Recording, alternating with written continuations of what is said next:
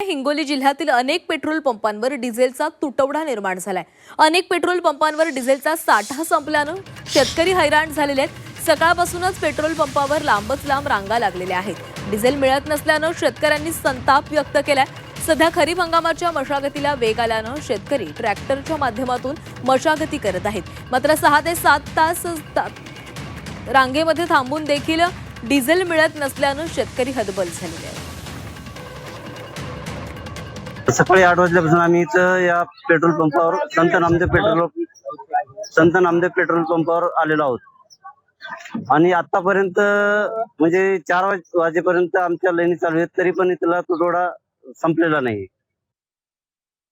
आतापर्यंत मी जेवण पण नाही केलंय आणि दुसरी गोष्ट म्हणजे आता शेतातले कामं चालू आहेत, रोटावेटर हे ते हळद लावगड करायची, पण आम्हाला डिझेल मिळत नाही। आता आम्हाला ही सरकारकडून ही अपेक्षा नव्हती, पण आता आमच्यावर अशी वेळ आलेली आहे की आता आमची लय बिकट परिस्थिती आहे। ट्रॅक्टरवाल्याला डिझेल भेटेना, आम्हाला ट्रॅक्टर भेटेना शेतात काम करायसाठी।